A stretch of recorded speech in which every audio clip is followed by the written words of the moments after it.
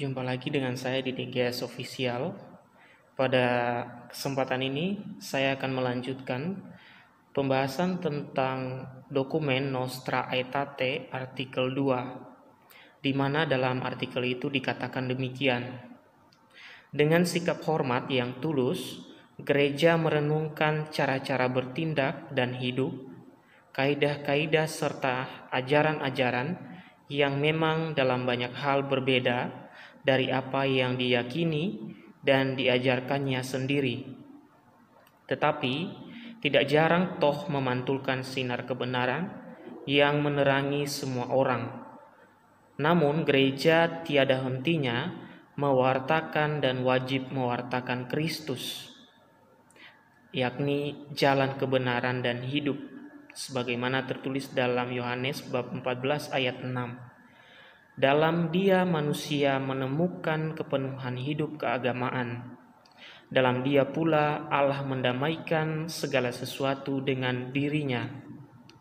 Maka gereja mendorong para putranya supaya dengan bijaksana, penuh kasih melalui dialog dan kerjasama dengan para penganut agama-agama lain sambil memberi kesaksian tentang iman serta peri hidup Kristiani, mengakui, memelihara dan mengembangkan harta kekayaan rohani dan moral, serta nilai-nilai sosio budaya yang terdapat pada mereka.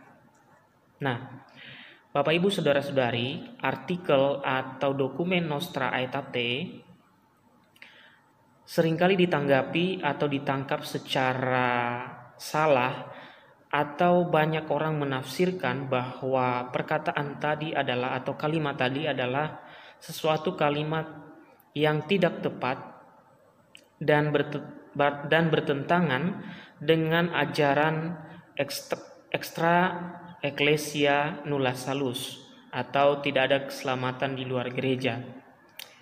Nah, apakah dokumen ini bertentangan dengan prinsip atau ajaran extra ecclesiam nulla salus? Seperti yang saya sampaikan pada poin pertama, bahwa menurut saya tidak bertentangan seandainya kita memahami kalimat ini dengan baik. Dalam kalimat tadi disampaikan yang pertama adalah bahwa kita menghormati apa yang dipercayai oleh agama manapun. Mengakui atau menghormati bukanlah tindakan yang salah. Kita menghormati bahwa itu adalah kebenaran menurut mereka. Yang kedua, dikatakan tadi bahwa dalam agama-agama lain juga memantulkan kebenaran. Nah, ini perlu dibahas lebih jauh. Kebenaran yang dimaksud itu bersifat universal atau bersifat tersendiri yang berada dalam agama yang dianut oleh orang tertentu. Saya kira yang dikatakan tadi memantulkan sinar kebenaran, saya kira adalah tindakan-tindakan universal yang dianggap norma atau kebenaran secara universal oleh masyarakat atau orang di agama manapun, penganut agama manapun. Seperti pada poin pertama saya beritahu, contohnya adalah seorang pencuri. Dalam semua agama tidak ada yang mengajarkan bahwa pencuri itu adalah benar. Atau seorang koruptor misalnya, tidak ada agama manapun yang mengajarkan bahwa mengambil hak orang lain itu adalah benar. Saya rasa yang dikatakan dalam artikel ini bahwa memantulkan sinar kebenaran adalah sesuatu kebenaran-kebenaran universal yang dianut oleh semua penganut agama. Itu pendapat saya. Mungkin ada pendapat lainnya dan ada tafsir yang lebih tepat. Ini pendapat saya secara pribadi. Nah, oleh sebab itu dikatakan tadi bahwa menyinari semua orang atau menerangi semua orang. Karena apa? Karena kebenaran yang dianut dalam pandangan ini menurut saya adalah kebenaran universal yang membawa kebaikan bagi kebersamaan dan hidup dalam masyarakat. Kemudian dikatakan, namun gereja tidak hentinya mewartakan dan wajib mewartakan Kristus, yaitu jalan kebenaran dan hidup. Ya, kita tetap mewartakan Kristus, tetapi tanpa melecehkan atau merendahkan penganut agama lain. Kita tetap menghormati mereka. Kebenaran di dalam mereka kita juga hormati. Itu kebenaran yang mereka anut secara pribadi. Maka dengan demikian saya kira akan tercipta kerukunan antar umat beragama karena kita saling menghormati. Kemudian dikatakan bahwa dalam Kristus manusia menemukan kepenuhan hidup keagamaan, dan dalam Dia pula Allah mendamaikan segala sesuatu dengan dirinya. Di sini terlihat bahwa gereja tidak mengatakan bahwa tidak perlu mewartakan Kristus atau mengabarkan Kristus kepada orang lain. Perlu mewartakan Kristus karena menurut dokumen ini, di dalam Kristus manusia menemukan kepenuhan hidup keagamaan, dan di dalam Dia Allah mendamaikan segala sesuatu dengan dirinya.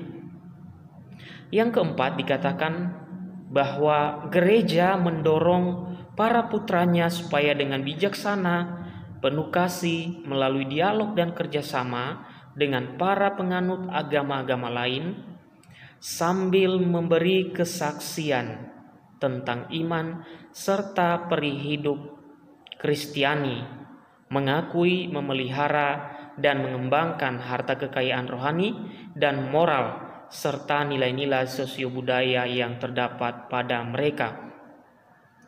Jadi, selanjutnya justru kita diajak untuk terus melakukan dialog, melakukan kerjasama dengan penganut agama-agama lain. Dengan demikian kita didorong dalam aktivitas kita mengadakan kerjasama dan dialog-dialog, kita hendaknya tetap bersaksi melalui perihidup, perbuatan dan tindakan kita terhadap sesama, terutama terhadap semua orang yang ada di sekitar kita. Maka sama sekali dokumen ini tidak bertentangan dengan extra ecclesiam nulla salus. Justru ini mengarahkan kita supaya mewartakan Kristus itu lebih sederhana. Sederhana tapi sebenarnya agak sulit. Karena apa? Karena dikatakan tadi sambil kita dialog, kerjasama, lalu kita juga menunjukkan peri hidup Kristiani. Selanjutnya malah kita diajak untuk mengakui atau juga menghormati, memelihara, dan mengembangkan kekayaan rohani. Melalui tentu saja perhidup tadi. Juga kita diajak untuk menjaga nilai-nilai sosiobudaya dan juga nilai-nilai moral. Dan saya kira nilai-nilai moral dan sosiobudaya itu sangat baik untuk kita hormati dan pelihara. Karena apa? Di dalam budaya kita dapat mewartakan Kristus. Sebagaimana diberikan contoh oleh para pastor yang pada masa-masa dulu mereka mewartakan Kristus di Indonesia. Misalnya Van Lith masuk dalam budaya Jawa, Santo Franciscus Xaverius masuk dalam budaya di daerah timur sana, dan tidak pernah mengatakan bahwa budaya ini jelek atau ini tidak menyembah Tuhan atau apa, tetapi dengan cara-cara yang baik, menyampaikan dengan cara-cara yang baik, sehingga di kemudian hari barulah budaya-budaya yang tidak sesuai dengan iman Katolik itu disingkirkan.